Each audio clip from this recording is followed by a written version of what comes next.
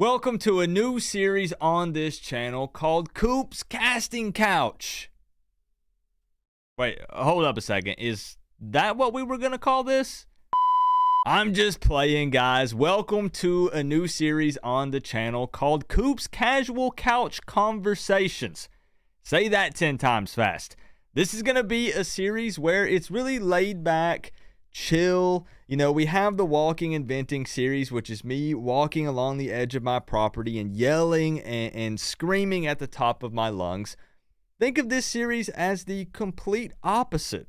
It's laid back, it's casual. Your boy Coop is literally just chilling on a couch in his studio, and we're not getting worked up about anything. This series is just going to be super chill. And what I want to talk about to kick this thing off is, does Mario Cristobal get a free pass in year 2 considering the circumstances? And what I mean by that is, well, hiring a new offensive and defensive coordinator, having to hire new analysts, lots of new position coaches.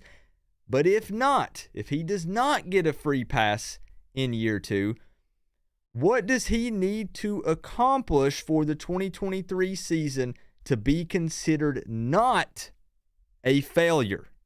Let's talk about it.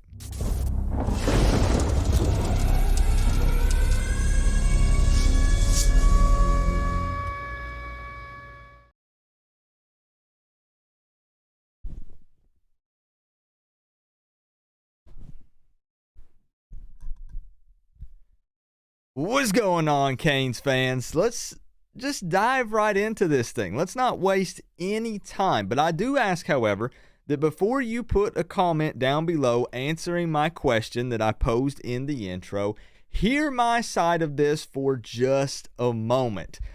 So let's recap here for a second, even though I know it's very painful. So let's make it brief.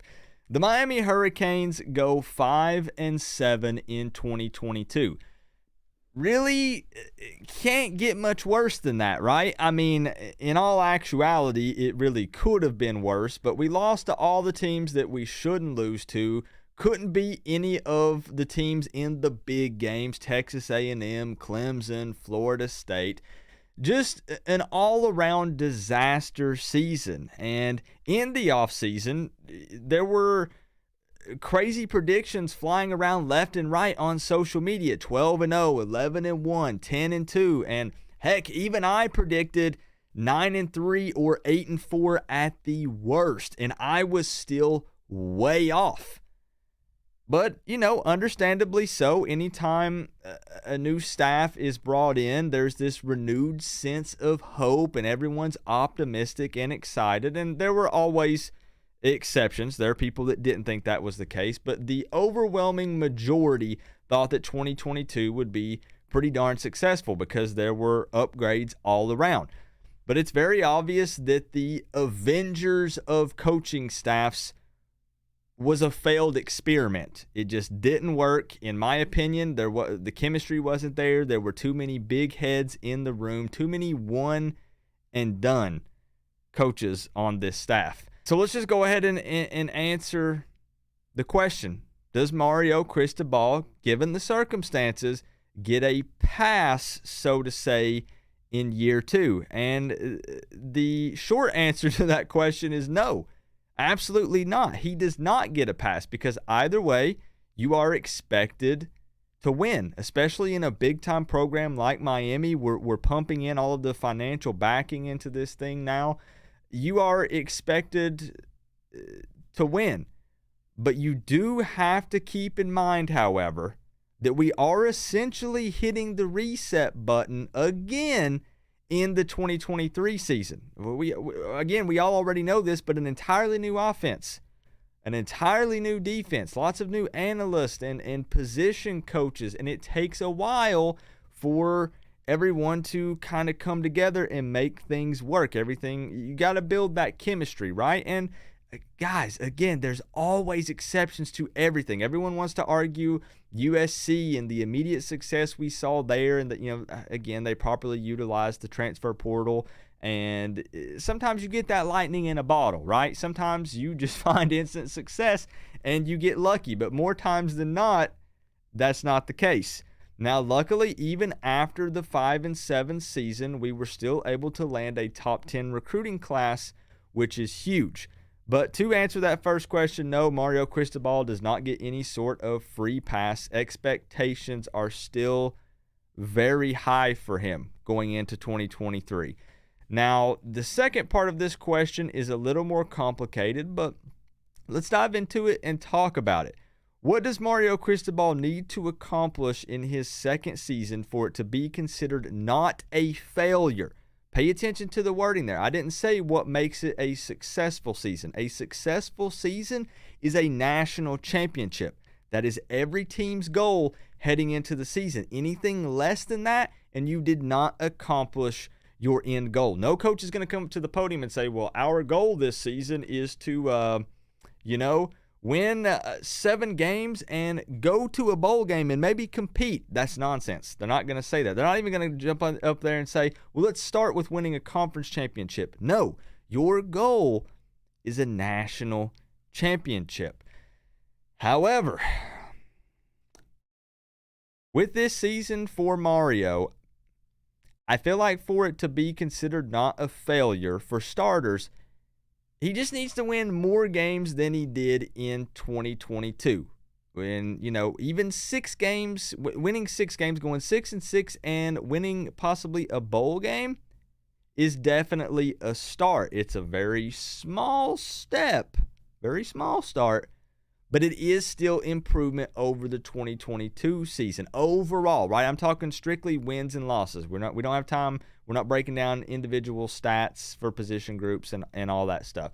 Basically, you just got to win more games. That's some forward progress that we have to see. Number 2, and this is probably one of the more important ones in my opinion for it to be considered not a failure, we have to win enough games to allow us to continue recruiting at a high level. Because we're all talking about, wow, Mario Cristobal went 5-7 and we still had a top 10 recruiting class. That's crazy, right?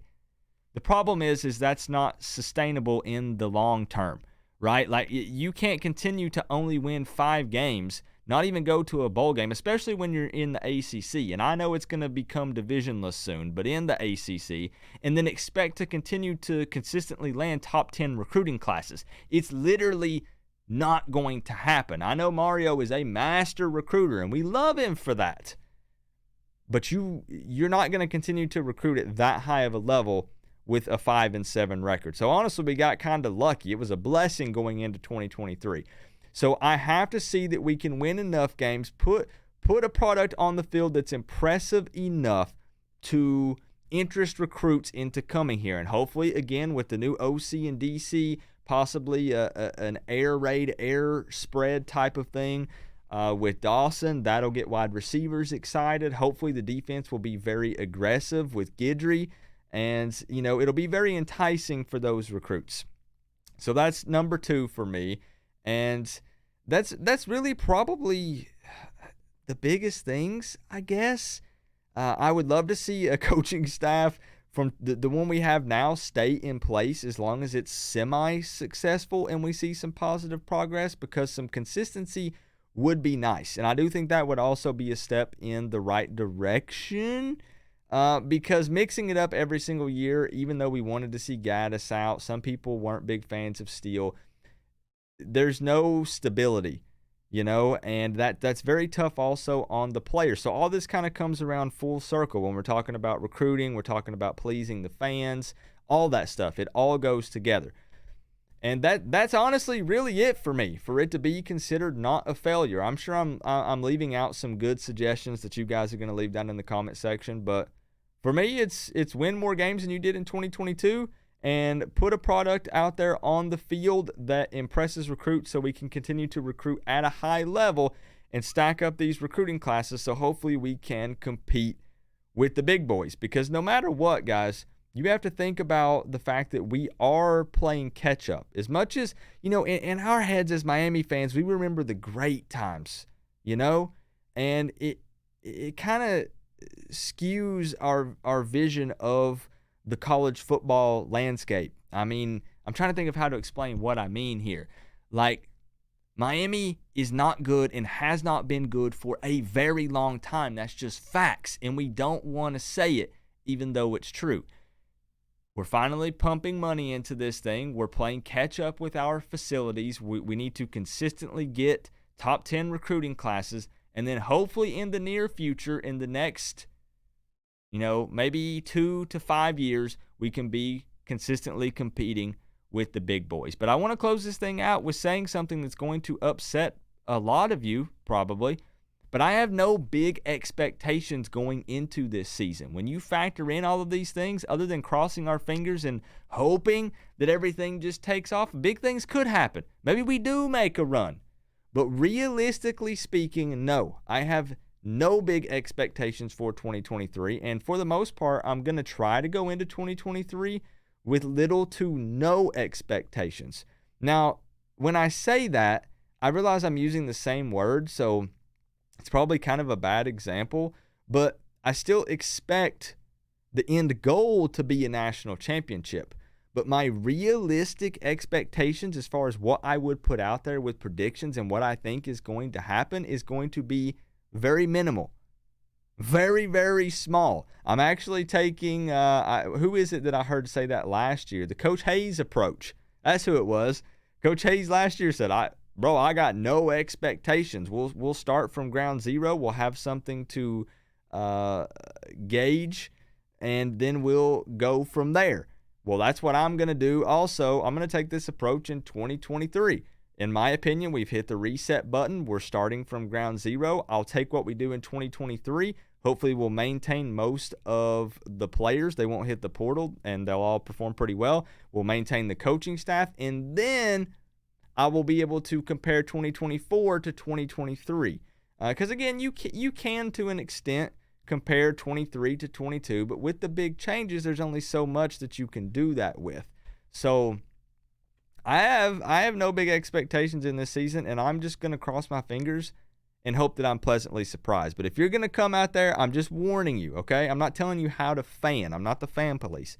But I'm just telling you that if spring practice happens and y'all start predicting 12-0, minimum of an ACC championship, again, keep those expectations high, but remember in the back of your head the realistic ones, because you're going to potentially set yourself up for a very disappointing season, and you're going to be really mad and upset when the people taking the other kind of wait and see approach, we'll see how this thing goes, are going to be like, hey, it is what it is. Let's take this and build off of it, So that's just my opinion.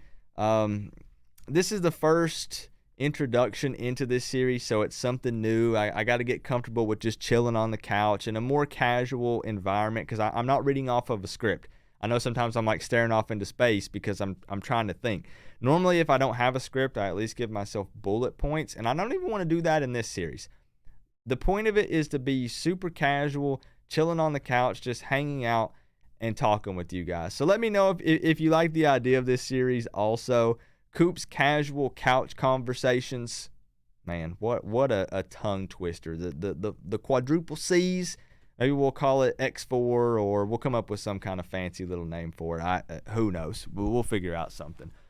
And then I also have an idea in the future that we're going to use this couch for, and I think we're going to call it Coop's Couch Conspiracies, or something like that. We'll throw on a tinfoil hat and we'll do a bunch of crazy hypotheticals and stuff for Miami Hurricanes football. I don't know. We're going to get crazy with it this year. But anyways, I've ranted and rambled on enough. Come on, guys. Humor me. Let me know. I'm really actually curious down in the comment section below for you to answer the questions that I ask in this video and see what your opinions are. You can write me a novel, or you can give me just 1, 2, anything like that. Just let me know. Let's see something down in the comment section below, guys. Remember, though, guys, we're all one big happy college football family. But at the end of the day, I got to say, it's always better when you get to rep the U. Coach Coop, peace out. I'll see y'all in the next one.